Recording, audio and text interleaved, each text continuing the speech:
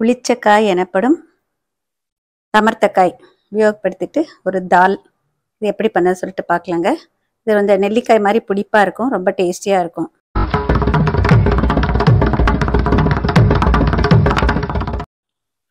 இங்கே நான் வச்சுருக்கிறது பார்த்தீங்கன்னா, நாங்கள் தெலுங்கில் தமர்த்தக்காயின்னு சொல்லுவோம், தமிழில் வந்து புளிச்சக்காயின்னு சொல்லுவாங்க. விளம்பி அப்படின்னு சொல்லிட்டு சொல்லுவாங்க நார்த்தில். இது நிறைய மருத்துவ குணம் வாய்ந்தது. நம்ம நெல்லிக்காய் மாதிரி நல்ல ஒரு புளிப்பு சுவை இருக்கும். இதை யூஸ் பண்ணிவிட்டு இன்றைக்கி ஒரு தால் செய்ய போகிறேங்க. இது பயத்தம்பருப்பு போட்டு தான் இந்த தால் பண்ணுவோம். சாதத்துக்கும் சாப்பிட்லாம், சப்பாத்திக்கும் தொட்டுக்கலாம். இந்த தால் எப்படி பண்ணேன்னு சொல்லிட்டு பார்க்கலாம். தேவையான இன்க்ரீடியன்ஸ் எல்லாம் என்னன்னு சொல்லிட்டு இப்போ எடுத்து வச்சுருக்கேன், காட்டுறேன். பயத்தம்பருப்பு 1/2 கப், பச்சை மிளகாய் அவங்க காரத்துக்கு தகுந்த மாதிரி நான் இங்கே 2 எடுத்து வச்சுருக்கேன். நம்ம எவ்வளோ வேணால் போட்டுக்கலாம். தேவையான அளவு உப்பு, மஞ்சள் தூள், தாளிப்பதற்கு கடுகு, சீரகம், வெந்தயம், பெருங்காயத்தூள், தேவையான அளவு எண்ணெய். பாசிப்பருப்பு சிறுபருப்பை வந்து இந்த மாதிரி தண்ணி ஊற்றிட்டு சின்ன ப்ரெஷர் பேனில் வச்சுருக்கேங்க. கொஞ்சமான குவான்டிட்டி அப்படிங்கிறதுனால இதில் வச்சுருக்கேன். இப்போ கொஞ்சமாக மஞ்சள் சேர்த்துக்கலாம், கொஞ்சமாக எண்ணெய் விட்டுக்கிறேன். எண்ணெய் விடுறப்ப நம்மளுக்கு வந்து அதிகமாக பொங்கி வெளியில் வராமல் இருக்கிறதுக்கு ஹெல்ப்ஃபுல்லாக இருக்கும். இது நல்லா கொதி வந்ததுக்கப்புறம் மூடியால் மூடிட்டு வெயிட் வச்சுட்டு ஒரே ஒரு விசில் வச்சு எடுத்துடலாம்.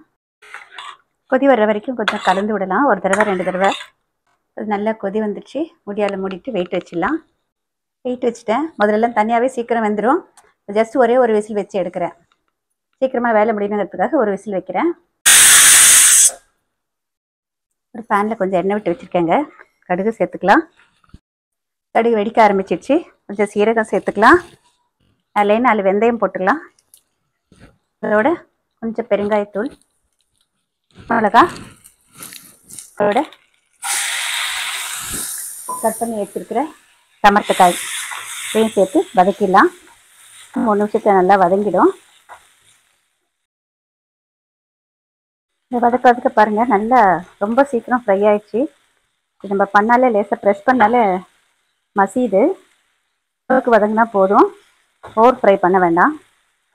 ப்ரெஷர் குக்கரில் வைக்கிறப்போ ஒரு விசில் இல்லைன்னா 2 விசில் வச்சா இந்த மாதிரி நல்லா பருப்பு வெந்துருச்சு. வெந்த பருப்பை இந்த வதக்கி வச்சுக்கிறதுல சேர்த்துலாம். கொஞ்சமாக தண்ணி சேர்த்துக்கலாம். தாலுக்கு தேவையான அளவு உப்பு சேர்த்துடலாம். இன்னொரு 2-3 நிமிஷம் கொதிக்க வச்சோன்னாக்க இந்த தால் ரெடி ஆகிடும். பொதுவாக இதுக்கு வெங்காயம், பூண்டு எதுவுமே சேர்க்க மாட்டோம். பயத்தம்பருப்பு போட்டு செஞ்சால் நல்லா டேஸ்டியாக இருக்கும். துவரம்பருப்பு போட்டும் செய்யலாம். இப்போ இந்த தால் பாருங்கள் கெட்டிப்பட்டுருச்சு. நமக்கு தேவையான திக்னஸ் வந்துடுச்சு. இப்போ இது ரெடி ஆயிடுச்சு. தமர்த்தக்காய் பப்பு அப்படின்னு சொல்லுவோம் நாங்கள். தமர்த்தக்காய் அதாவது புளிச்சக்காய் தால் ரெடி, விளம்பி தால் ரெடி ஆயிடுச்சுங்க. இதை வந்து சப்பாத்திக்கு தொட்டுக்கலாம், சாப்பாட்டில் போட்டு கலந்தும் சாப்பிட்லாம். ரொம்ப டேஸ்டியாக இருக்கும். இதே போல உணவு மற்றும் ஊட்டச்சத்து பற்றிய பல விவரங்களை தெரிந்து கொள்ள மல்லிகா பத்ரிநாத் வீட்டு சமையலை சப்ஸ்கிரைப் பண்ணுங்கள். உங்களுக்கு புத்தகங்கள் வேண்டும்னா நாங்கள் அனுப்புகிறோம். ஸ்க்ரீனில் தெரிகிற முகவரி மற்றும் ஃபோன் நம்பருக்கு நீங்கள் தொடர்பு கொள்ளலாம்.